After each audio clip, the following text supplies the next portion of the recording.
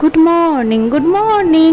তো আজকে সকাল সকাল আমি ভিডিও স্টার্ট করে দিয়েছি। তো আকাশটা দেখছে সকাল থেকেই আজকে প্রচণ্ড মেঘ। এখন আমি আমার এই মানি প্ল্যান্ট গাছগুলোতে জল দিয়ে নিচ্ছি, কেননা দেখছি মাটিটা অনেকটাই শুকিয়ে গেছে এই কারণে। আর এদিকে আমার ছোট্ট বেবিটা এখনও ঘুমোচ্ছে। আর সকাল সকাল এই যে এত বাসন রয়েছে, কাল রাতে আমি একটাও বাসন মেজে শুইনি রাতের ডিনারের পর। তো সকাল সকাল উঠে বাসনগুলো মেজে নিচ্ছি। তার আগে আমি ঘর ঝাড় দিয়ে নিয়েছি, তারপরে ভাবলাম বাসনগুলো মেজে নিই, তারপরে বাকি কাজগুলো করব। আজ সকাল থেকে যেহেতু মেঘলা ওয়েদার ছিল, এই জন্য ঘরের মধ্যে প্রচণ্ডভাবে গরম লাগছিল। পাখা চালানো সত্ত্বেও প্রচণ্ড গরম লাগছিল।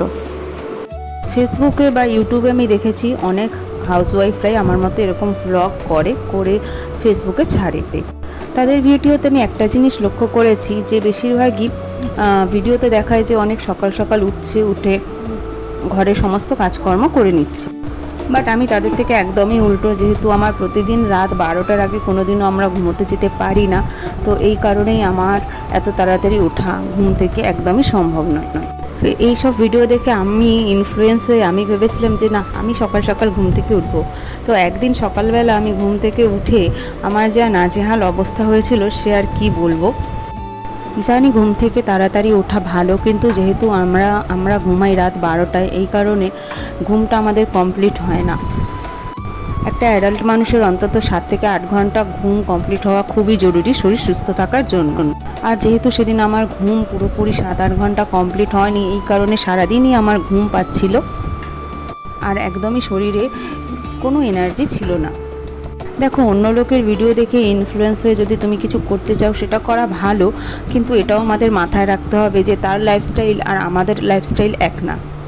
মানে আমি এটাই বলতে চাইছি, অন্যের লাইফস্টাইলের সাথে যদি আমরা আমাদের লাইফস্টাইল ম্যাচ করাতে চাই সেটা পুরোপুরি বোকামো হবে। অ্যাকচুয়ালি অন্যরা যে কাজ করে বা তাদের কাজে যে ধরন, আমাদের কাজের যে সেই একই ধরন হবে এমন না। প্রত্যেকটা মানুষই আলাদা, এই কারণে তাদের কাজের ধরনও আলাদা হয়।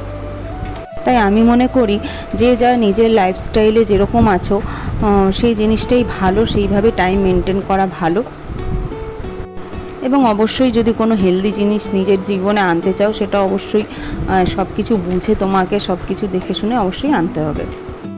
এই তো কথা বলতে বলতে আমার এদিকে কফিও রেডি হয়ে গেছে, আর ওদিকে ছেলের জন্য রুটি বানিয়ে নিয়েছিলাম। তো ছেলেকে আজকে সকালের ব্রেকফাস্টে খাওয়াবো রুটি আর কলা।